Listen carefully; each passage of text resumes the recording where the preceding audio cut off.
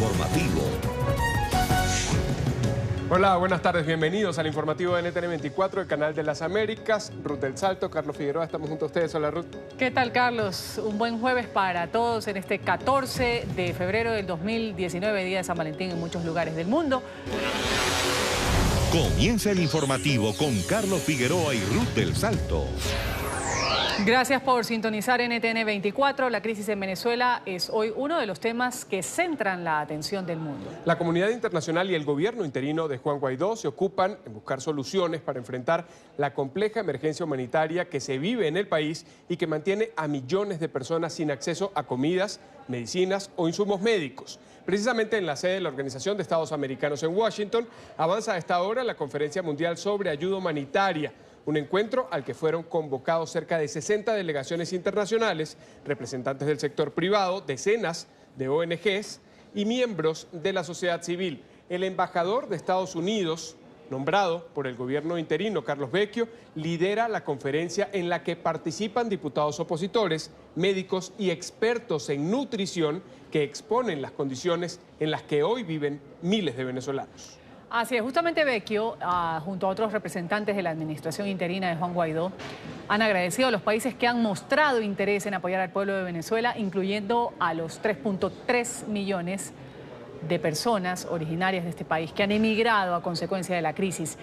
El encuentro va a culminar con la intervención de Juan Guaidó vía teleconferencia y tiene lugar en medio de la negativa de Nicolás Maduro de permitir la entrada de esta ayuda humanitaria enviada por Estados Unidos y Puerto Rico, que está estancada en los centros de acopio en la frontera con Colombia.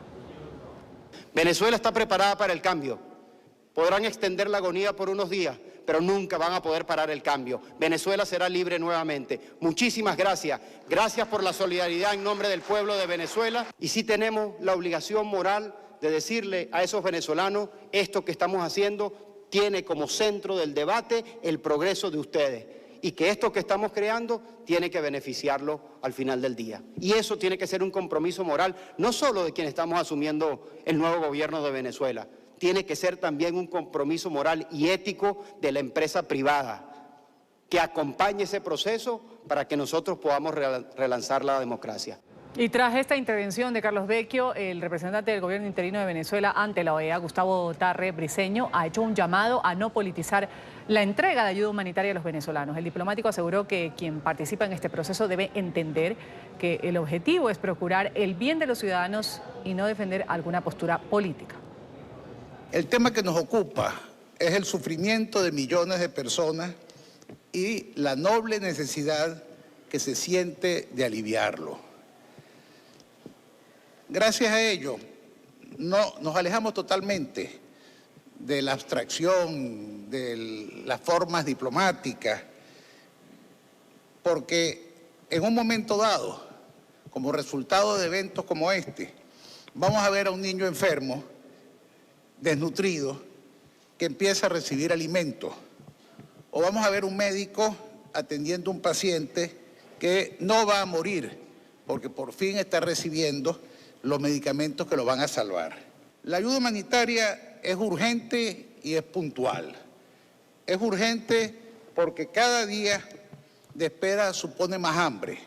En una frase muy feliz que le he oído ya varias veces al embajador Vecchio, nosotros no estamos contando lo que falta en días, lo estamos contando en muertes. Y eso subraya de manera muy especial la urgencia del momento que vivimos. La ayuda humanitaria debe ser neutral.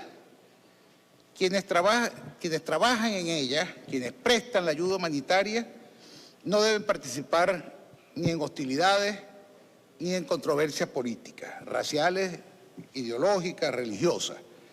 En esto debemos ser muy claros. Nunca propusimos la ayuda humanitaria por motivaciones políticas. Siempre rechazamos a quienes nos decían no soliciten ayuda humanitaria porque eso va a beneficiar en el fondo al gobierno, le va a aliviar un problema, le va a resolver el problema, pero eso no puede ser el criterio. La única politización de la ayuda proviene precisamente del gobierno, que se niega a recibirla porque admitirla es el reconocimiento de un fracaso. El canciller del madurismo, Jorge Arriaza, ofreció hoy nuevas declaraciones desde la sede general de las Naciones Unidas en Nueva York. Él insistió en la intención de Nicolás Maduro de establecer nuevas rondas de diálogo con la oposición bajo el mecanismo de Montevideo.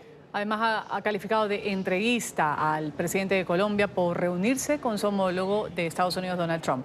La noticia enseguida con nuestro periodista Alejandro Rincón. Alejandro, una buena tarde.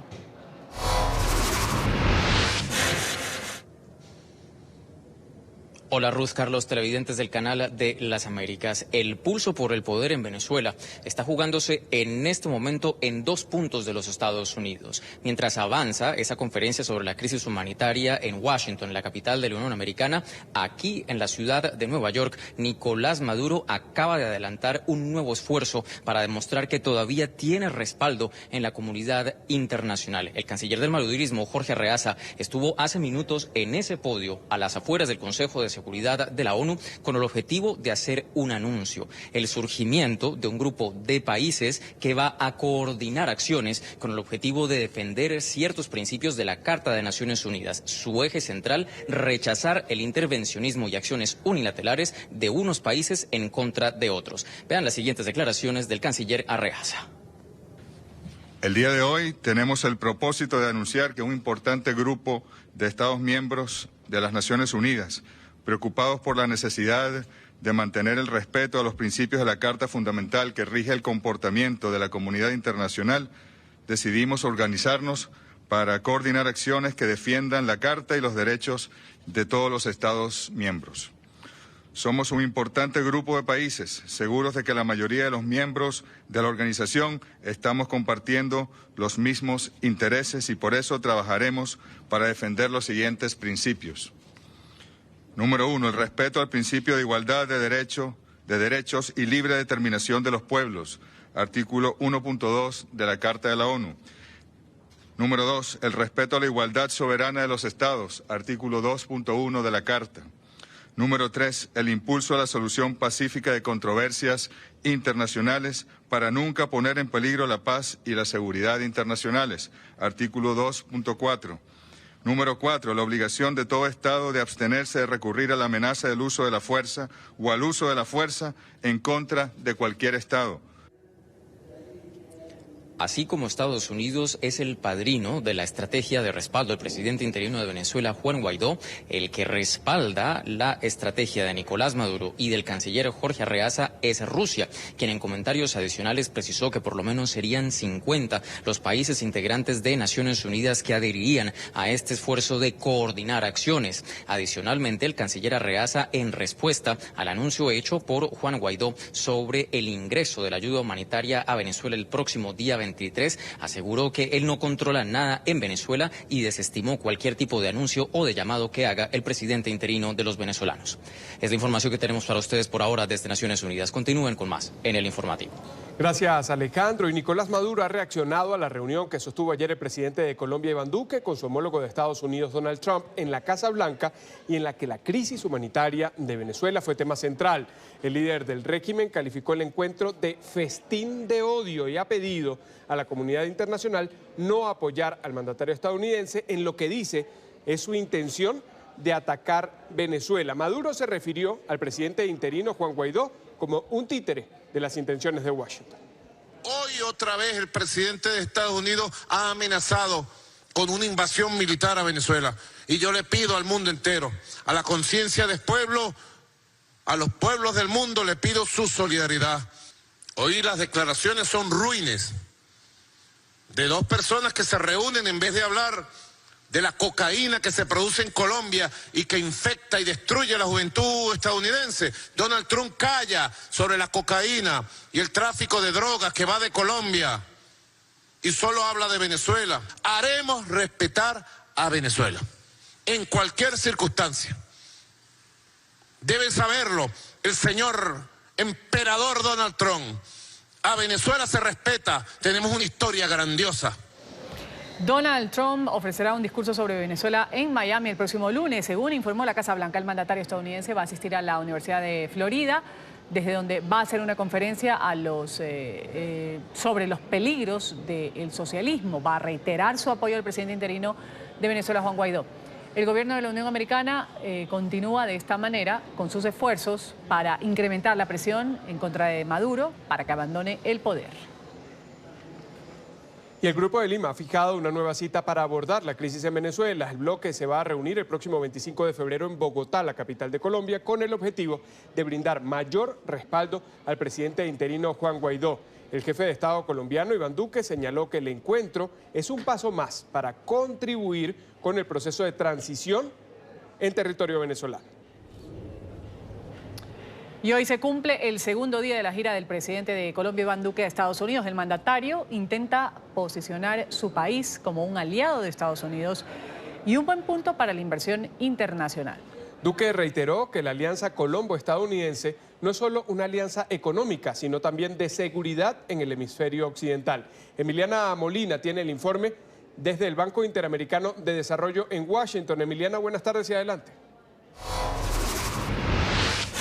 Hola, ¿qué tal? Muy buenas tardes. Así es, hace solo minutos el presidente colombiano Iván Duque invitó a la inversión internacional desde la Cámara de Comercio estadounidense. Esto a pesar del reciente atentado por parte del ELN perpetrado en Bogotá. Sin embargo, Duque reitera que sin un sector privado no se puede brillar en un país. Por otro lado, cuando se le preguntó por las informaciones que vienen desde Cuba, donde aseguran que viene armamento de parte de Estados Unidos por el Caribe rumbo a Venezuela, esta fue su respuesta. Lo que hay es un gran movimiento global por la liberación de Venezuela. Lo que hay es el gran deseo de llevar ayuda humanitaria para que tantas personas que están padeciendo todos esos horrores de la dictadura y que están sufriendo hambre puedan salir de esa tragedia. Duque también aprovechó esta plataforma en la Cámara de Comercio estadounidense para saludar a su esposa y la primera dama que estaba sentada justo enfrente en medio de la audiencia para felicitarla por el Día de los Enamorados aquí en Estados Unidos, después de que el día de ayer fuera fuertemente criticada por su vestuario en la visita a la Casa Blanca. Y yo tengo que decir que al estar aquí en el Día de San Valentín, no solamente es una buena ocasión para expresar el amor a mi esposa, la primera dama de Colombia, quien está aquí con nosotros,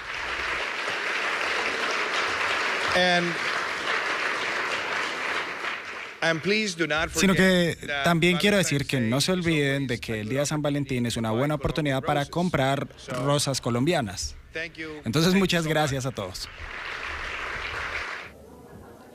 Cabe resaltar que Duque invitó a las empresas a invertir en Colombia ofreciendo un 0% de interés por los próximos 7 años, aquellas empresas que cumplan con un monto mínimo de inversión y que generen empleo. Esa es toda la información que tenemos desde Washington. Emiliana Molina, regreso al Centro Internacional de Noticias.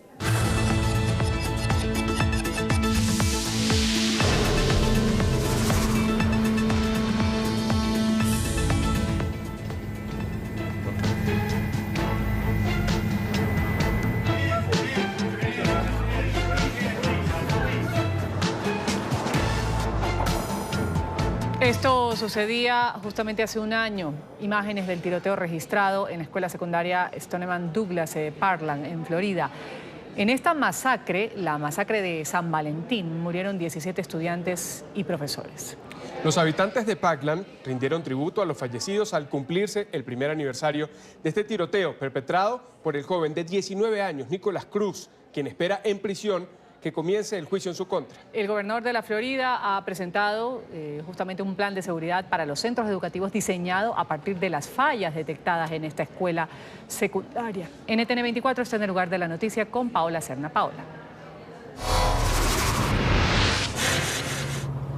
Hola, ¿qué tal? Muy buenas tardes. Pues bien, esta pequeña localidad de Parkland, que hasta el año pasado era una de las más seguras en los Estados Unidos, pues dejó de serla el 14 de febrero del 2018, después de esta terrible tragedia, la masacre en la escuela Marjory Stoneman Douglas, que dejó 17 personas muertas y alrededor de 17 heridos. Dentro de los 17 muertos, 14 de ellos son estudiantes y los otros 3 eran profesores. El día de hoy han venido algunos de los estudiantes a el plantel, ya salieron, ya la jornada no hubo clases, sino básicamente se dedicaron a rendir homenaje a las víctimas. Algunos de ellos sirvieron desayuno a las personas que llegaron como primer equipo de respuesta a atender esta tragedia. Otros tuvieron la opción de irse a la playa para conmemorar este primer aniversario de la tragedia. Logramos hablar con una de las niñas que estuvo durante el terrible episodio que se vivió en su escuela, quien nos dice que está batallando por salir adelante. Escuchemos su declaración. Todos pensábamos que era un segundo simulacro que estaba haciendo la escuela y comenzamos a evacuar. Lo último que recuerdo es oír disparos cuando entré de vuelta al salón. Mi vida cambió mucho, aprendí a tomar las cosas poco a poco, vivir mi vida pensando en el futuro, pero viviendo el presente, sin pensar qué ocurrirá mañana o el día siguiente, solo vivir el momento. Espero que termine la violencia con armas y así haya seguridad en los colegios. No quiero que ningún joven vuelva a la escuela y tenga que vivir lo que yo viví. Hoy me siento bien, aún me duele e intento volver a tener una vida normal. Desde muy temprano el día de hoy, miembros de la comunidad de Parkland también, familiares de jóvenes que estaban durante el momento de la masacre, vinieron hasta aquí para rendir homenaje a las víctimas y algunos de ellos hablaban de cómo la vida de sus hijos cambió desde el momento en que presenciaron este terrible episodio de sus vidas. Porque él se siente como diferente ahora y no tiene ese ánimo que él tenía anteriormente de ser el mejor y todas esas cosas, como que no le dan tanta importancia a la escuela. Eso es lo que nos preocupa más a nosotros. Entonces estamos acá hoy. Hoy él no decidió venir a la escuela y participar en nada acá y se decidió ir con compañeros de la escuela acá a la playa. Fue una de las opciones que le dieron. Una yoga a la playa y a limpiar y cosas y asistir de esa manera. Ese es el impacto que nos ha dado. Este año ha sido un año de recuperación. Aunque él no fue afectado directamente, pero sí fue un momento de impactante, como mi esposa dice que es como el fin del mundo.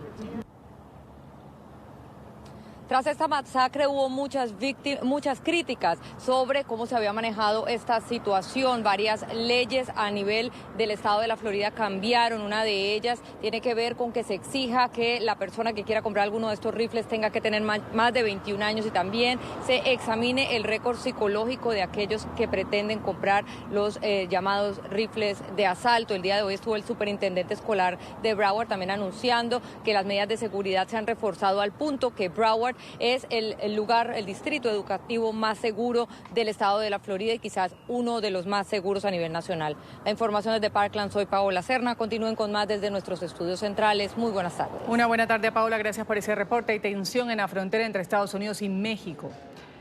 Los migrantes centroamericanos que permanecen en los albergues en Coahuila, en México, se han enfrentado a la policía en una de las salidas del refugio. Con sillas, mesas, han golpeado a los uniformados que intentaban frenar su salida del sitio. Según los testigos, uno de los hondureños denunció que un policía le había robado dinero tras escoltarlo a un cajero.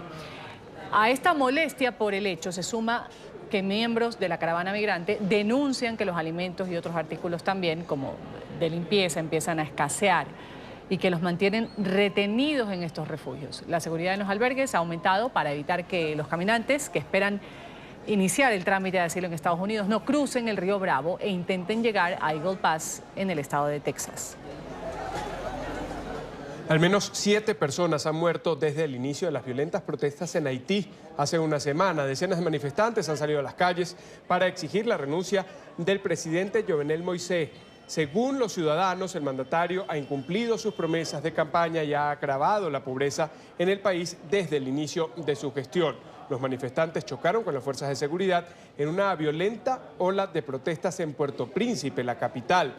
Durante estas manifestaciones, algunos comercios han sido saqueados, mientras las actividades permanecen paralizadas por las movilizaciones.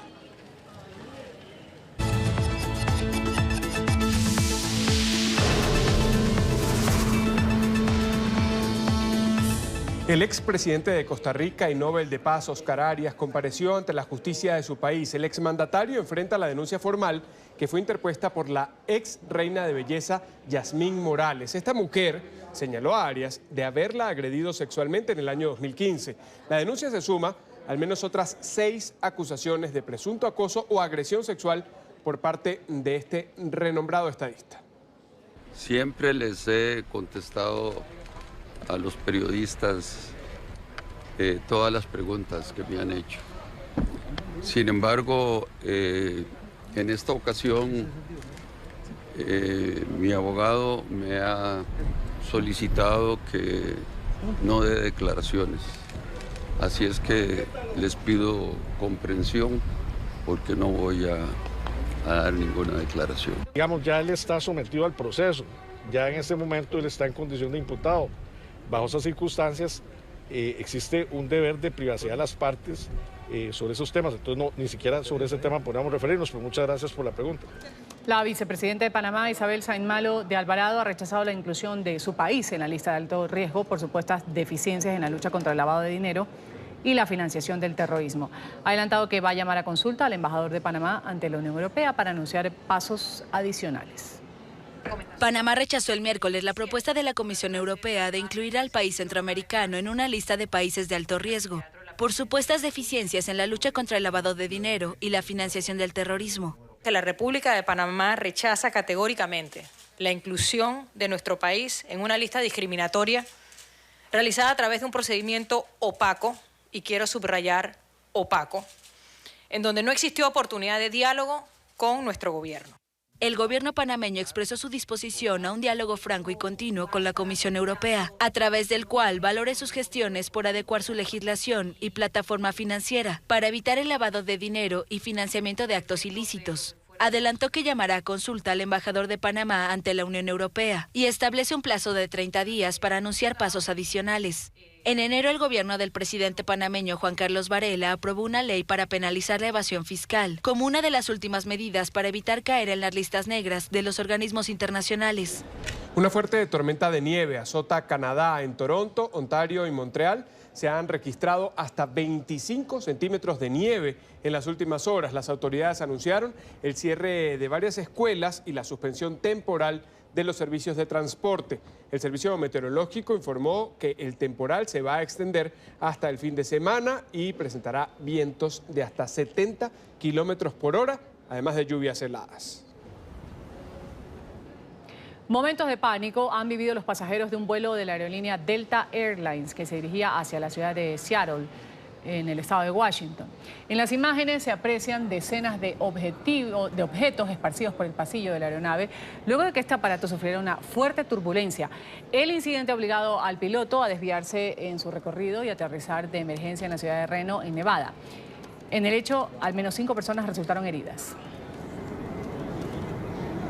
Cuba vuelve a mostrar su respaldo a Venezuela. El régimen de Miguel Díaz-Canel ha denunciado que Estados Unidos alista una supuesta intervención militar en la nación suramericana y que la ayuda humanitaria sería el pretexto. Según el canciller Bruno Rodríguez, varias islas del Caribe servirían como base. El diplomático mencionó supuestos movimientos de fuerzas especiales que habrían sido enviadas desde Washington. Estados Unidos contra Cuba no tienen...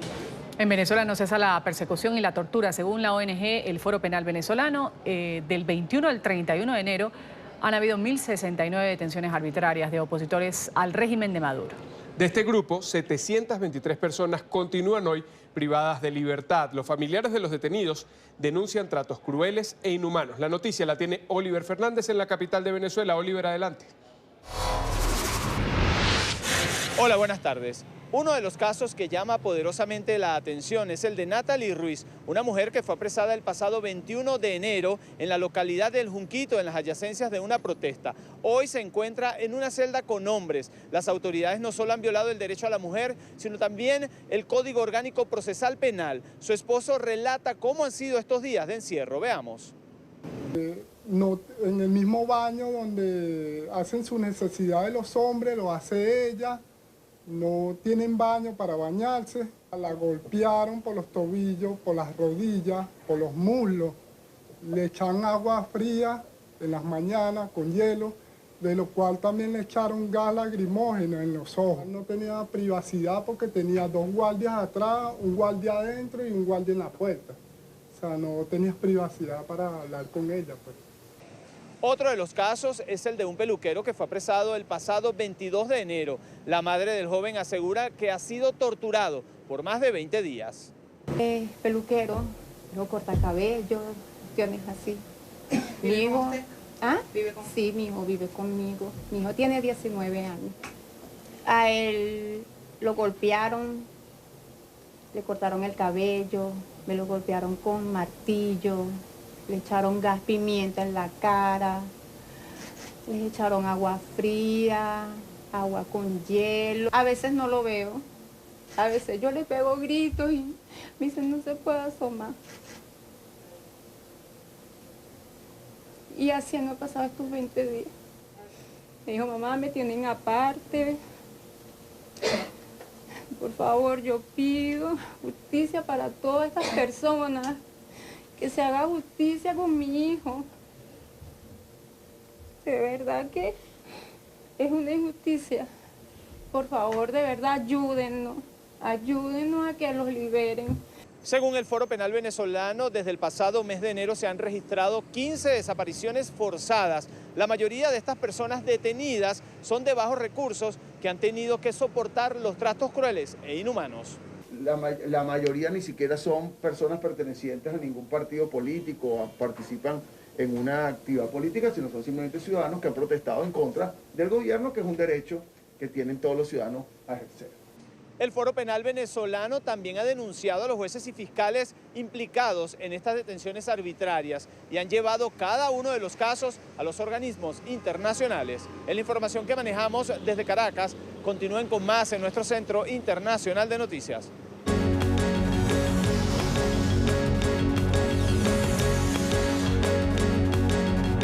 Y vamos en directo a Caracas. Habla a esta hora el presidente interino de Venezuela, Juan Guaidó, ofrece una declaración, pronuncia un discurso en la sala de conciertos de la Universidad Central de Venezuela frente a trabajadores. Hace referencia a su propuesta país y cómo podría brindarles un plan en medio de la transición política.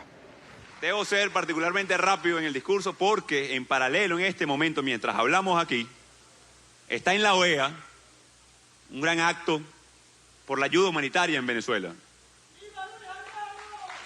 Y se está hablando incluso de en este momento poder recaudar hasta $100 millones para ingresar esa ayuda humanitaria en Venezuela. Pero no me quiero ir sin varios elementos importantes. Un tema que es un compromiso del Parlamento Nacional. La Ley de Garantías para Trabajadores, por la cual ustedes han luchado. Cuando hablamos de amnistía también hablamos de esos trabajadores que han echado el resto. Esos empleados públicos que no tienen miedo a protestar y a denunciar. Tengan la seguridad de que un nuevo gobierno sí los va a proteger. Porque sabemos que Nicolás Maduro no protege a nadie, compañero. No protege absolutamente a nadie. Ni de la miseria, ni de la inseguridad, ni de la persecución. Lo que sí protege es el Estado de Derecho. Son las libertades sindicales, es el respeto a la Constitución, a los derechos humanos, a los derechos laborales. Eso sí protege y es lo que debe proteger en todo momento al trabajador. En todo momento. Ustedes lo saben, no la han querido promulgar, como la ley del bono de cestatique para adultos mayores, no la han querido promulgar. Son trabajos que hemos hecho. De cara al Plan País, a la tripartita, debemos instalar eso inmediatamente de cara a ese Plan País, a esa transición de la que estamos hablando. Son compromisos que hemos llevado en todo momento. Y no hay mejor momento que ahora, aprovechando, paradójicamente, la unión de todos los factores para rápidamente llegar a acuerdos. El conflicto lo estamos teniendo hoy. Ya está. Ahora, hay que llevar esto a buen término y muy rápido. Y para los que creían que esto se iba a enfriar, que esto era una lucha de un momento, bueno, les digo, aquí están los trabajadores.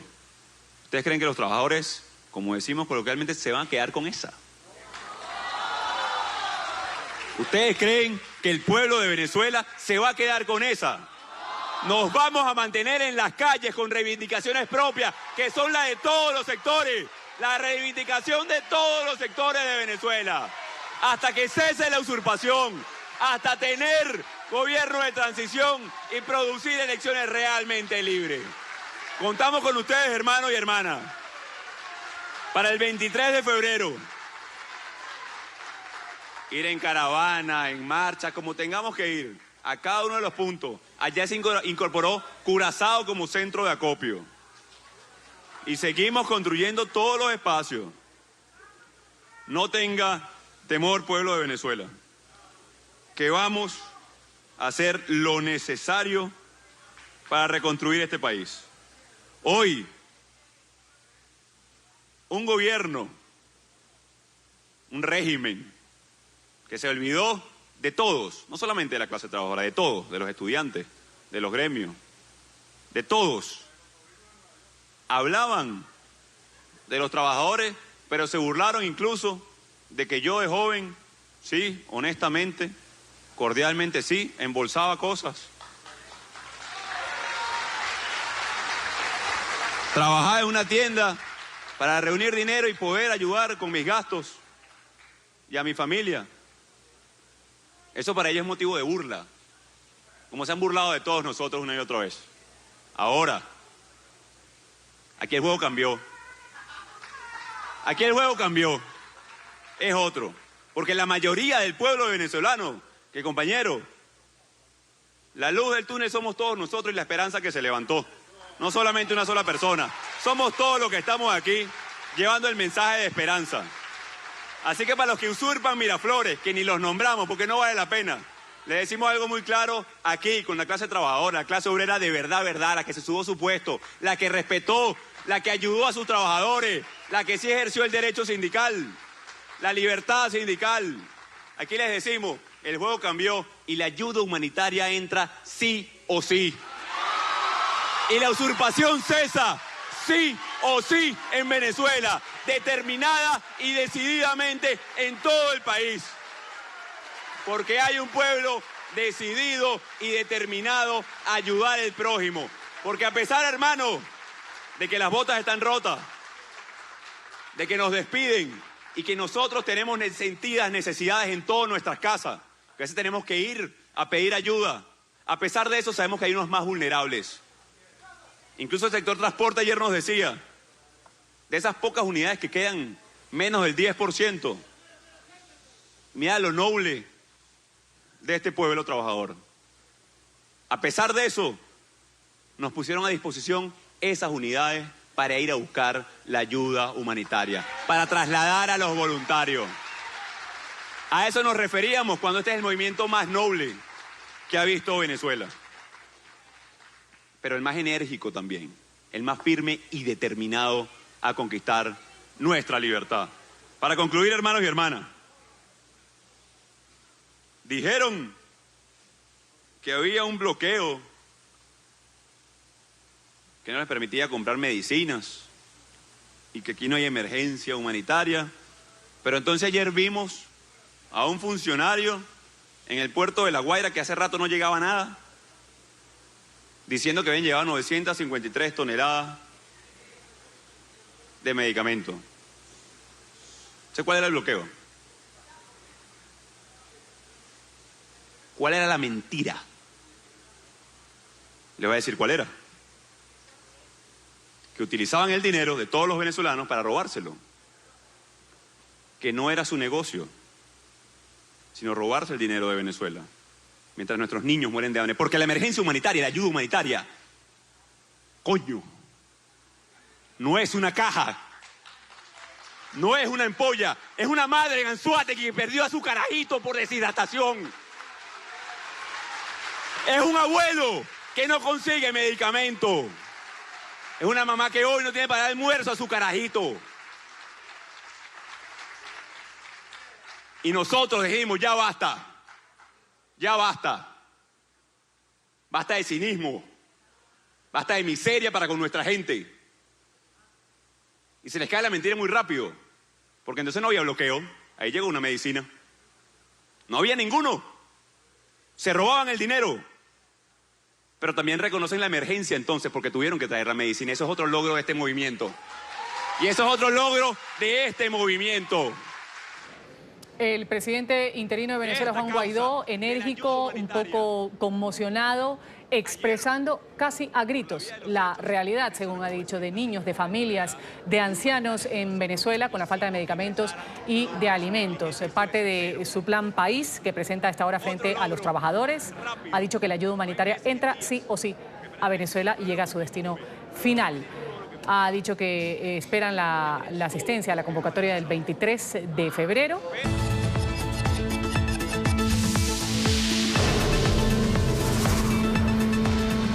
En España sigue la expectativa por el desarrollo del juicio en contra de los líderes independentistas catalanes acusados de rebelión, sedición y malversación de fondos públicos. Hoy ha comenzado el turno de los políticos que están acusados. El reporte desde Madrid con Marcelo Moncayo.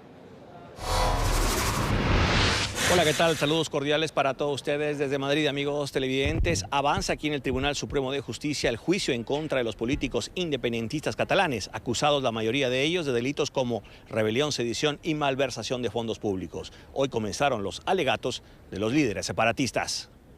Avanza el calificado como el juicio del siglo en España en contra de 12 líderes independentistas catalanes acusados de varios delitos, entre ellos rebelión, sedición y malversación de fondos públicos por la organización del referéndum independentista de octubre del 2017 y por el ambiente violento que se habría generado a raíz de ese proceso.